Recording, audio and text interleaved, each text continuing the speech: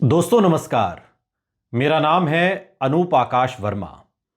उत्तर प्रदेश एक ऐसा प्रदेश है जहां पर कई सारी राजनीतिक पार्टियां बराबरी का दमखम रखती हैं।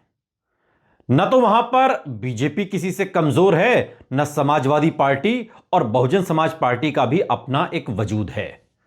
यह और बात है कि उसकी विधानसभा में सिर्फ एक सीट है, लेकिन इन सब के बीच असदुद्दीन ओवैसी भी उत्तर प्रदेश में बहुत महत्वपूर्ण हैं। बीजेपी से लोहा लेने का दम भरने वाले असदुद्दीन ओवैसी का उत्तर प्रदेश में गाहे बगाहे समाजवादी पार्टी को ठोंकना हैरान करता है। सवाल यह भी है कि जो ओवैसी बीजेपी को हराने के लिए बिहार में अपना ईगो तक साइड में उन्होंने रख दिया और महागठबंधन के सामने गठजोड़ को बेचैन दिखाई दिए और साफ तौर पर कह दिया कि 6 सीटें हमें दे दीजिए, हम इस गठबंधन में चुनाव लड़ेंगे। यह और बात है कि वो 5 सीटें खुद अकेले अपने दम पर जीत लाए। लेकिन सवाल यह है कि आखिर वो उत्तर प्रदेश में उसी ताकत से बीजेपी के खिलाफ ताल न ठोंक कर समाजवादी पार्टी के खिलाफ खड़े होने की बात क्यों कर रहे हैं, जबकि अखिलेश यादव ओवैसी पर सीधा अटैक करने से हमेशा बचते रहे हैं।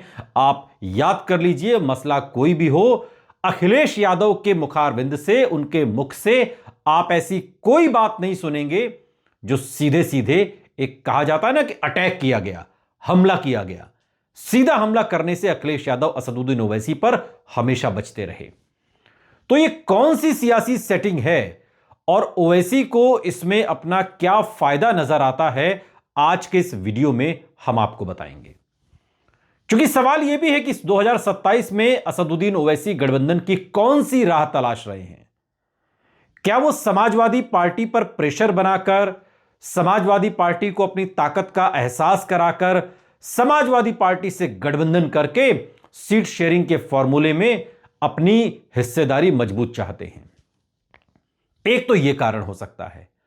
दूसरा कारण यह है कि अगर समाजवादी पार्टी से बात नहीं बनती है तो बहुजन समाज पार्टी से भी हाथ मिलाने का विकल्प खुला हुआ है। यह और बात है कि अखिलेश यादव की तुलना में मायावती सीट शेयरिंग के मामले में एक कठोर सौदागर ओवैसी के लिए साबित होंगी। ओवैसी को वहां फायदा कम और नुकसान ज्यादा है।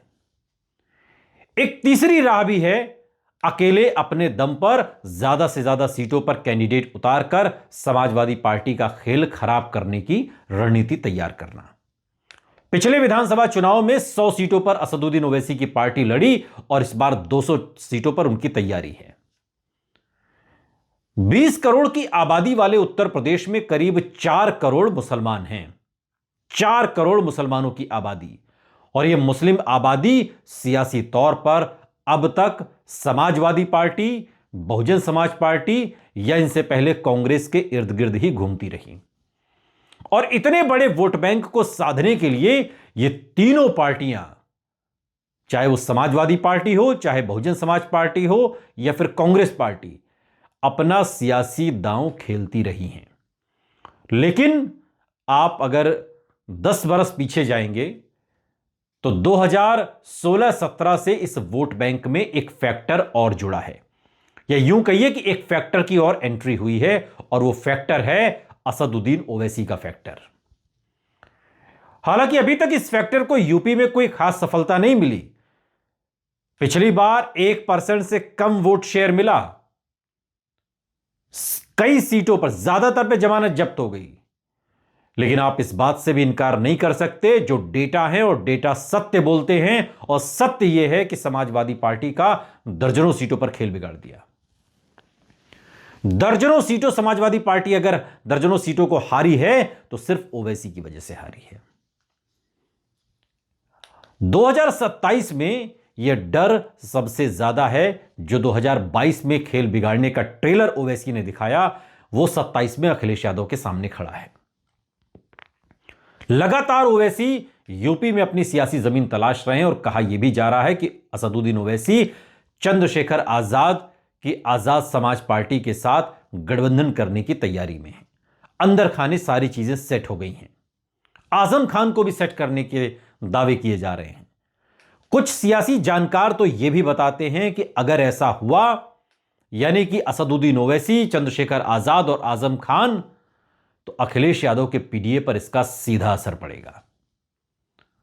असदुद्दीन ओवैसी उत्तर प्रदेश में अपनी जड़ें जमाने की बहुत लंबे समय से कोशिश कर रहे हैं और सूबे में करीब करीब 30 से 35 या यूं कहिए तकरीबन 45 विधानसभा सीट, 40 से 45 विधानसभा सीटें ऐसी हैं जहां पर मुसलमानों की संख्या अच्छी खासी है, जिसमें 30 से 35 सीटें तो ऐसी हैं जहां 50% के आसपास मुस्लिम वोटर हैं उत्तर प्रदेश में।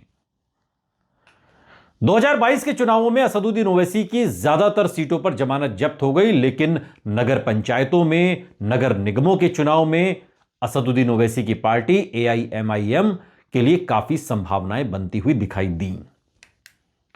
आपको याद होगा पिछली बार मेरठ में AIMIM के उम्मीदवार को बहुत अच्छा वोट मिला। हालांकि अगर यूपी में ओवैसी के सियासी इतिहास को देखें और मौजूदा समीकरण को उससे समझें तो यह लगता है कि मुस्लिम वोट बैंक समाजवादी पार्टी के साथ ही रहेगा। अगर आप 2017 और उसके बाद 2022 और फिर अभी हाल का 2024 का लोकसभा चुनाव देखें, 2024 के लोकसभा चुनाव में जो देखने को मिला उसमें साफ तौर पर समझ में आ गया कि उत्तर प्रदेश का मुसलमान अखिलेश यादव के साथ है। लेकिन एक सियासी सच यह भी है कि लोकसभा और विधानसभा का समीकरण बिल्कुल अलग अलग देखने को मिलता है। पब्लिक बेवकूफ नहीं है, वो जानती है कि लोकसभा चुनाव में किसे वोट देना है, विधानसभा चुनाव में किसके साथ खड़ा होना है, निगम के चुनाव में किसके साथ खड़ा होना है और प्रधानी में किसके साथ खड़ा होना है। बिहार का उदाहरण सबके सामने है। तो बिहार से क्या सबक अखिलेश यादव भी लेंगे? समाजवादी पार्टी को भी लेना चाहिए, इसलिए कि बिहार में तेजस्वी यादव से ओवैसी ने सिर्फ 6 सीटें मांगी थी। 6 सीटें न देकर उन्होंने अपनी 50 सीटें गंवा दी। ओवैसी ने इतने वोट काट दिए कि कई सीटें तो यूं भी आरजेडी के खाते से हवा हो गई। तो बड़ा सवाल यह कि जो हाल बिहार में हुआ वही क्या उत्तर प्रदेश में होता हुआ दिखाई दे रहा है? उसकी संभावनाएं बन रही हैं। और फिर अखिलेश यादव का वो स्पीच, वो भाषण आपको याद होगा जिसमें उन्होंने बिहार चुनाव के नतीजों के बाद कहा था कि हम बिहार चुनाव के नतीजों से सबक ले रहे हैं, जो गलतियां बिहार में हुई हैं उन्हें उत्तर प्रदेश में नहीं दोहराया जाएगा। तो क्या एक बड़ी गलती महागठबंधन की ओवैसी को शामिल न करना थी बिहार में, जिस गलती को न दोहराने की बात अखिलेश यादव कह रहे हैं?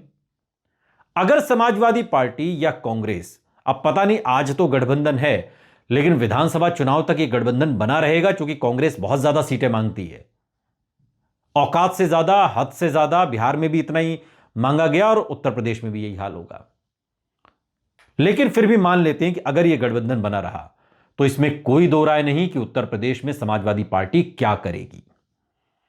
ओवैसी की नजर यूपी में भी मुस्लिम वोटों पर है। 2022 से लगातार उनके निशाने पर समाजवादी पार्टी रही और असदुद्दीन ओवैसी अपनी जनसभाओं में, रैलियों में गाहे बगाहे कई बार कह चुके हैं और सीधे सीधे अखिलेश यादव का नाम लेते हुए, निशाना साधते हुए कि अखिलेश साहब, इल्जाम तो हम पर ही लगता है ना। ओवैसी कह रहे हैं कि इल्जाम पर तो हम पर ही लगता है ना, आप पर तो कुछ नहीं लगता। ओवैसी कहते हैं कि रिवर फ्रंट आपने बनाया, आप पर कोई इल्जाम नहीं लगा। लखनऊ से कानपुर तक रोड आपने बनाई, आप पर कोई इल्जाम नहीं लगा।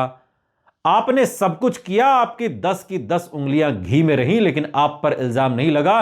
इल्जाम आजम खान पर लगा, बकरी चोरी करने का, भैंस चोरी करने का। यह बात असदुद्दीन ओवैसी अखिलेश यादव का नाम लेकर कह रहे हैं और वो ये भी कहते हैं कि सुन लो अखिलेश यादव, मुझे तुमसे किसी भी तरह के किसी सर्टिफिकेट की जरूरत नहीं है, मैं जनता के बीच जाकर अपने दिल की बात करूंगा। ओवैसी अखिलेश पर खूब सियासी हमले करते हैं और अखिलेश यादव पर खूब सियासी हमले करते हुए उनके सेकुलर होने पर भी सवाल उठाते हैं। मुसलमानों का हितैषी न बताकर उन्हें चुनावी हितैषी कहते हैं। हालांकि अखिलेश यादव कभी भी उतना मुखर होकर सीधे तौर पर ओवैसी पर अटैक नहीं करते, अक्सर उनके हमलों को टाल जाते हैं। लेकिन चुनाव दर चुनाव ओवैसी का समाजवादी पार्टी पर हमला तेज हो रहा है। बिहार में खेला करने के बाद ओवैसी का हौसला बढ़ा है और अब वो सबसे बड़े सूबे में सीधे अखिलेश यादव को चुनौती देकर बिहार जैसा नतीजा चाहते हैं और उनके टारगेट पर मुसलमान हैं, मुस्लिम वोट बैंक, और इतना ही नहीं, साथ में जय भीम और जय मीम का नारा भी वो लगाते हैं। और अगर ऐसे में ओवैसी मुस्लिम मतदाताओं को अपने पाले में करने में कामयाब हो जाते हैं तो एक तरफ जहां बीजेपी को फायदा हो सकता है, वहीं अखिलेश यादव के समाजवादी पार्टी के पीडीए को नुकसान का सामना भी करना पड़ सकता है। और ओवैसी की इस ताकत में अगर इस बार इजाफा होता है तो जाहिर है कि अखिलेश यादव के समाजवादी पार्टी के लिए मुश्किलें बढ़ सकती हैं। और ऐसे में देखना दिलचस्प होगा कि देश के सबसे बड़े राज्य की सबसे बड़ी लड़ाई में फतेह हासिल करने के लिए अखिलेश यादव इसकी क्या काट निकालते हैं। और काट यही है कि ओवैसी, चंद्रशेखर, इन तमाम दलों को अखिलेश यादव अपने साथ करें, जो वही राजनीति करते हैं जो अखिलेश यादव करते हैं।